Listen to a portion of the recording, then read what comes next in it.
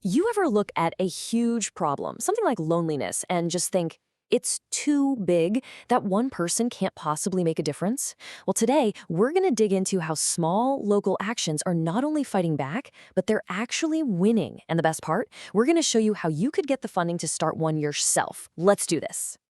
This quote, it's from the Islanders Youth and Community Center on Portland, and it just hits home, doesn't it? You hear that same sentiment in communities all over the country. It's this quiet crisis that's happening right under our noses. And listen, we're not just talking about feelings here. The numbers, they back this up in a big way. According to Age UK, a pretty staggering 49% of people aged 75 and over live alone. Think about that. That's nearly 1 out of every 2 people in that age group facing this challenge. So let's just frame this properly. What we're really looking at is a loneliness epidemic. And it's so much more than just someone feeling a bit down. It is a full-blown, measurable crisis that has huge effects on people's health and, the fabric of our communities. Okay, so it's super important we get this distinction right. Social isolation, that's objective. It's about the number of people you have around you, something you can literally count. But loneliness, that's about the quality of those connections. It's that deep gut feeling of missing something meaningful. You can be in a packed stadium and still feel completely and utterly alone. And here's the thing that might surprise you. While we often picture an elderly person when we think of loneliness, the data tells a totally different story. This thing is cross-generational. Get this, almost 1 in 10 young people feel lonely often, and the group that reports feeling it the most, people aged 25 to 34. Even kids are feeling it more and more. Wow. This quote from a youth worker just says it all, right? It shows how sneaky loneliness can be. He said that some young people didn't realize they were lonely until they got out again. It's not always this big, loud alarm bell. Sometimes it's just a quiet absence, one you only notice once it's filled. Okay, but here's where the story starts to change. This is the good part. For every single statistic about this problem, there are people out there on the ground, building the solution. They are tapping into the incredible power of human connection. Now, a really big part of the solution is something called social prescribing.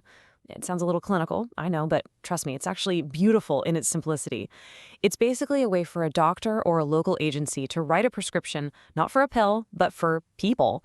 They refer you to a link worker who can plug you into all the amazing things happening right in your own neighborhood. So what does that look like in the real world? Well, it could be a Saturday support group for parents of kids with autism, or maybe it's a Friday social club for older folks with a hot meal and a game of cards. It could even be a community garden where people learn to grow and cook food together. These are all real projects happening right now. And the goal of all of this, it's not just about keeping people busy. It's about empowerment. It's about giving people the tools to build their own resilience, to find their own support systems.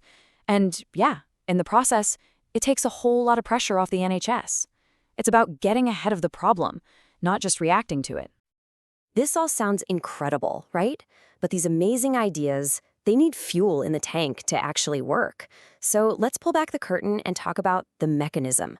Let's follow the money that turns these ideas into reality. So generally, the funding for this kind of work comes from a few main places. You've got your super local community foundations, your big national funds like the lottery, foundations started by companies, and of course, local trusts that have been supporting their communities for years. And check this out, you can see just how specific the funding can be. If your idea is all about tackling mental health and isolation, bam, the DCF Neighborhood Fund is a great place to look. Focusing on loneliness in the over 65s, the McCarthy Stone Foundation has a fund specifically for that. The secret sauce is finding that perfect fit, the funder whose mission is perfectly in sync with yours. All right, so you've got this brilliant idea. You've got a sense of who might fund it. Now for the really important part.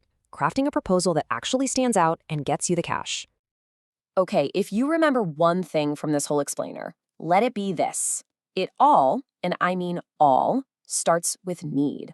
A funder's very first question is always going to be why. Why is this necessary? You have to prove with data and with stories that the problem you're trying to solve is real and that your idea is the right solution.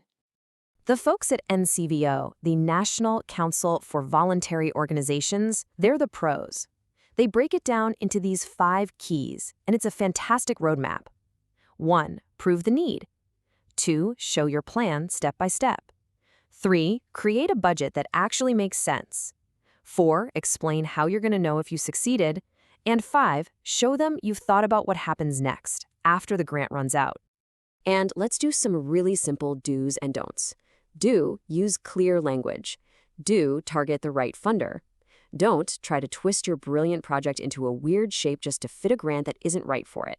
And this sounds so obvious, but please, don't submit a scruffy, messy application.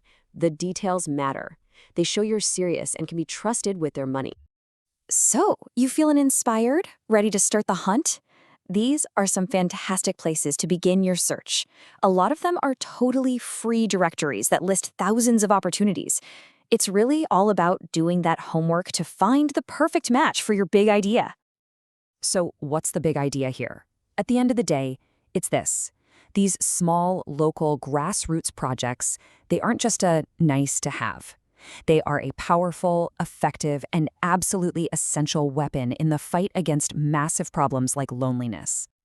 I think this summary from Grant Robson over at the Dorset Community Foundation just nails it. It's about more than just a hot meal. It's about companionship. It's about solace. It's about inspiration. It's about passionate people making a huge, huge difference right where they live. So I'm going to leave you with this one question, a challenge really. It doesn't have to be some huge registered charity. What's one small thing, one simple idea that you could start in your community to build just one more connection? Because that, right there, that's how it all begins.